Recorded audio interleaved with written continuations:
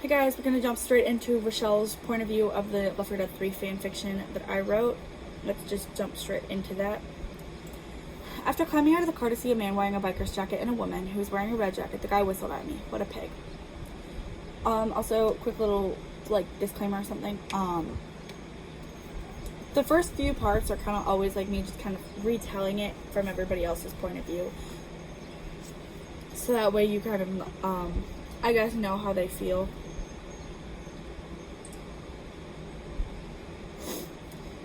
But then I remember there was another woman. Thank God. Ellis explained to them that we needed the bridge lowered, and he wondered if there was a way they could do it for us, since they were up there.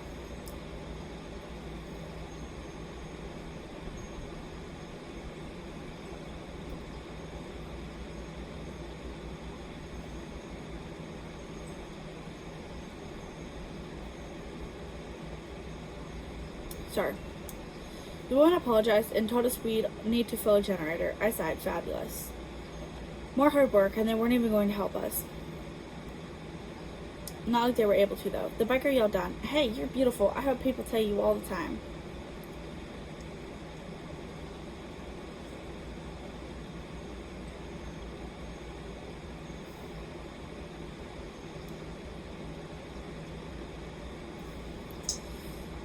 I rolled my eyes and turned to head over to the trunk. I heard him saying I was sexy and I would be good for repopulating the earth. Damn, that's really gross. Coach shook his head, following me and getting his gun. He probably wanted to shoot him where he stood. "Is that your dad?" Wait.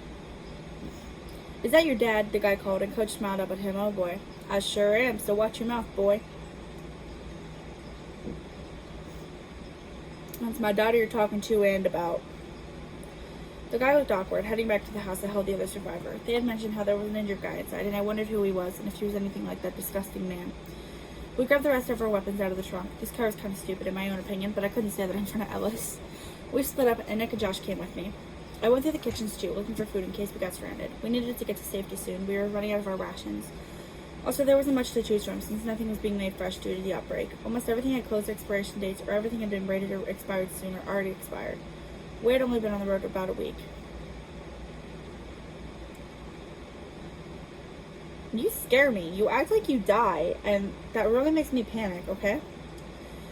So these close expiration dates sometimes made me panic. Nick stood in the doorway watching for signs of trouble or zombies, and he would sometimes watch me too. I felt butterflies. I think I loved him. I didn't want to risk anything, though, because of how Jacob was. Nick was also an asshole, but in a good way. Joshua was looking around for the gas in the garage, and he called over to us when he found some. We met up in the garage, collecting a few canisters from the small neighborhood and loading them back to the generator. I have to text my mom real quick. I have a question, and I forgot it until just now.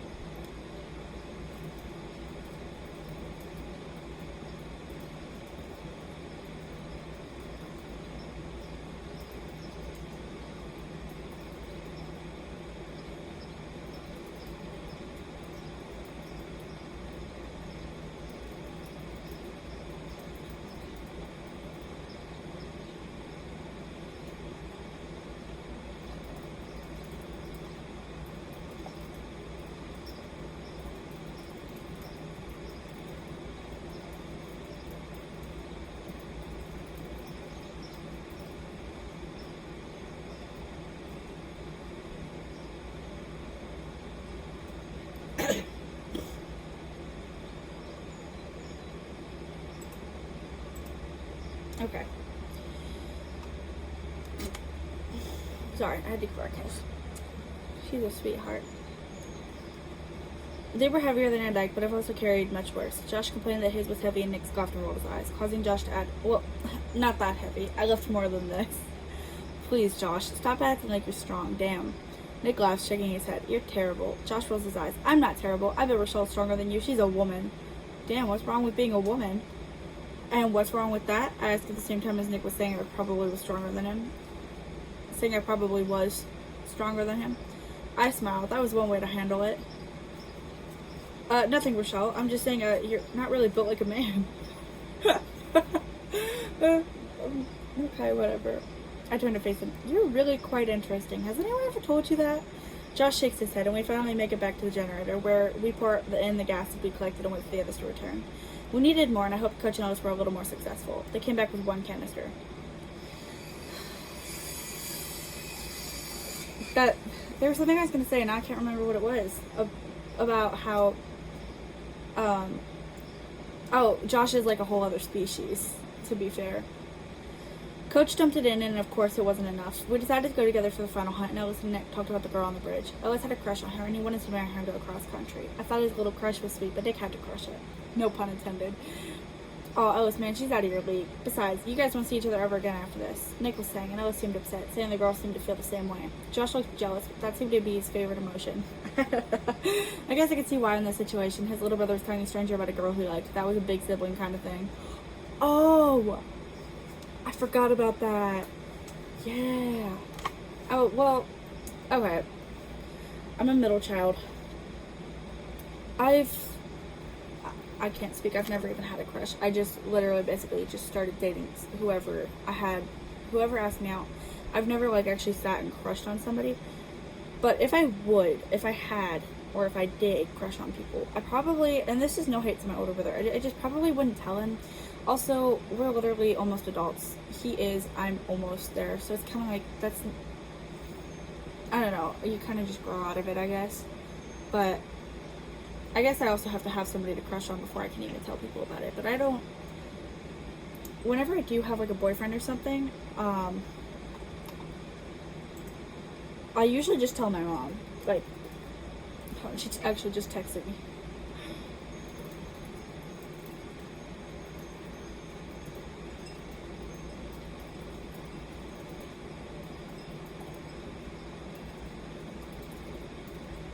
You know what? You're giving me ideas, actually. But I don't really tell my siblings necessarily about my love life.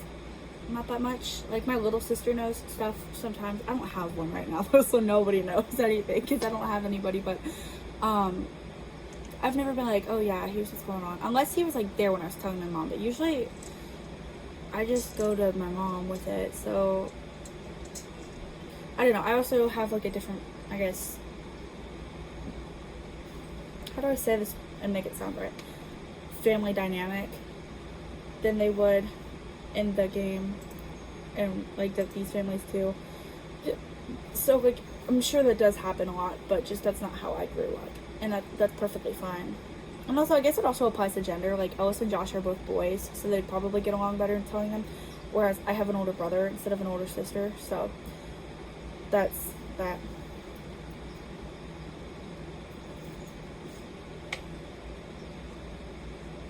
She waits till she's starving, though. Sorry. If you guys know, she's not feeling very well. And now she's being a baby. She only eats when she's, like, absolutely starving, and she really makes me mad. She used to be fat. Now she's so skinny. Oh, I guess she's got a little bit of a belly on her, but no, you make me sad.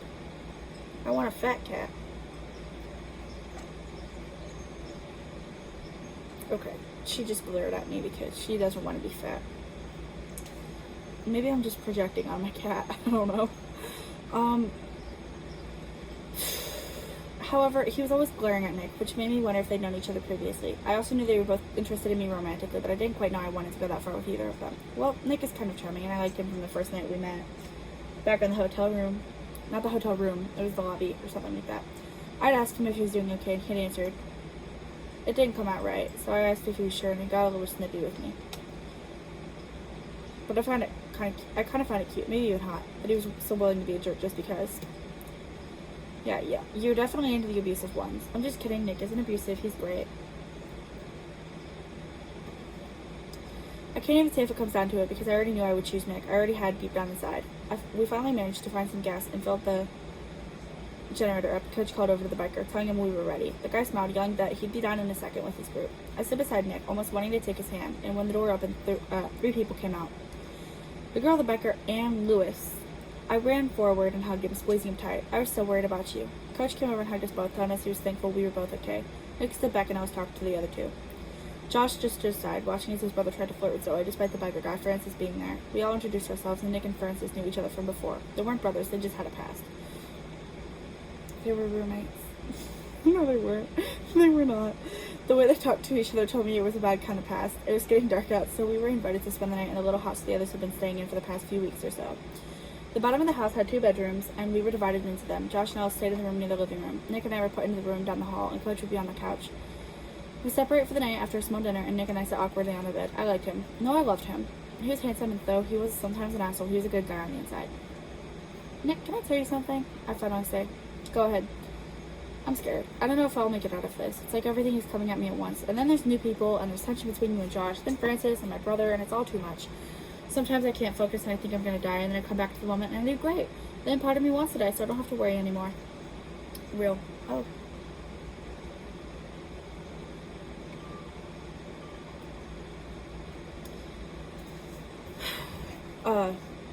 I don't know if I'll survive, and I don't think I really want to survive, you know? Rochelle, he looks over at me, his steady gray eyes, looking concerned for the first time since I met him. You'll be fine, and please don't give up now. There's so much more to look forward to. He scoots closer, leaning down and kissing me. I kissed him back, wanting him more than anything. I knew now wasn't exactly a good time, but I loved him, and he made me feel safe. I promise. He mumbled against my lips, and my heart was pounding.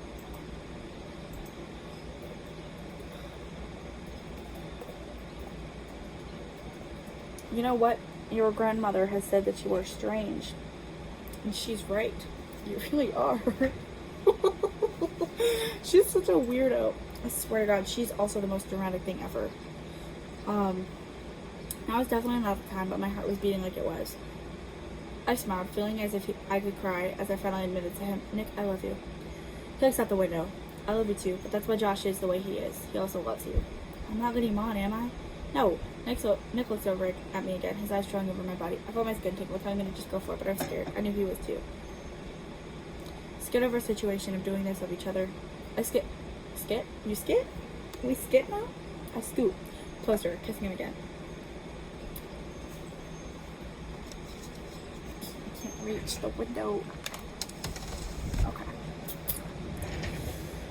Soon we were undressed, and I felt like it was my first time again. He was gentle, and I knew in the moment that I wanted him forever. I didn't want to give anyone else a chance. By anyone else, she means Josh. We were both quiet. We didn't want the others to know. Not yet, and not about this. When we were done, he pulled me closer to him and held me. Rochelle, I want you to know that I love you more than anything.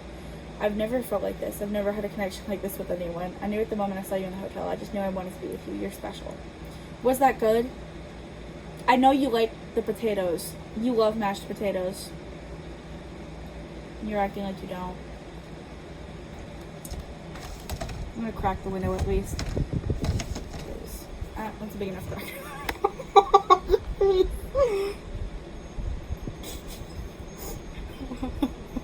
Scooch. Stop, you're being weird. If you want to sit in the window, just let me know, okay? I've never felt like this. I've never had a connection like this with anyone. I knew at the moment I saw you in the hotel, I just knew I wanted to be with you. You're special. I knew you looked familiar. I whispered in the dark, facing him. Nick, I love you too. I thought I was the only one who felt that way. I kissed him again and we lay together for a while before dressing. The others wouldn't know. Couldn't know. They couldn't know. I feel like this is a little too soon. Now wasn't the time for us to let our hormones control us. I don't know why we did it. It just felt right. Nick held me close to him after that, and I woke up with my head on his chest. I sat up looking around the room, and last night came floating back. I should have thought a little more about how we were going to have sex rather than just doing it because my heart told me to. I looked down at Nick, who was sleeping peacefully. I loved him, and I knew he loved me too. Not just because he told me, but because I felt it. I felt loved by this asshole. But that made me smile. That is actually kind of cute. I'll give her credit. That is kind of cute. I left the room, rubbing my eyes and heading into the little kitchen. Good morning. Coach was already wide awake, and the others had come downstairs to the when we were awake. Good morning, everyone says. And Francis eyes me. Did I look different? Other than having slept last night? Did I look like my clothes had been removed? I hope not. You have a boyfriend? He asks, eyeing me. How gross. I sigh, sitting down next to Coach. I'm not interested. Damn, he scoffs, drinking water. Got it. Louis smiled at me. I felt weird to be around him again, especially in this scenario. Suddenly we hear yelling at a door slams as Josh comes into the kitchen. What was that all about? Coach asks. Nothing. Josh fumes. I can tell he's lying. It's probably something to do with Nick. I couldn't let Josh think I was interested in him, and now I'm scared I'll be too focused on not doing it that I accidentally will. Rochelle, girl, me and you, we're overthinkers. Like, every little thing, it just lives rent-free in our minds. When Nick and Alice appeared, we were all ready to get out of here. Nick smiled at me and I blushed a little. Last night kind of felt like a dream, as if it hadn't happened. But it did, and I liked that it did. I hoped he did too. But he doesn't. Does he? Who knows? I don't know why, to be honest. I'm not tired. We went outside, lowering the bridge and fighting off the small horde that was summoned by the noise. Zoe was everywhere at once, sniping the slow shufflers and shooting the ones getting too close for comfort. Alice and Josh were talking when guns weren't too loud, and Nick was watching my back. I wished the bridge would lower faster, but his pace didn't change. Josh seemed upset, and Alice looked frustrated. I didn't have time to dwell on them, though. We had zombies to kill. Finally, the last one was dead, and the bridge was lowered, the noise silenced. Josh was the first to run across to the car, and I watched as he went. Alice had gone shortly after, and Coach had invited the others to join us.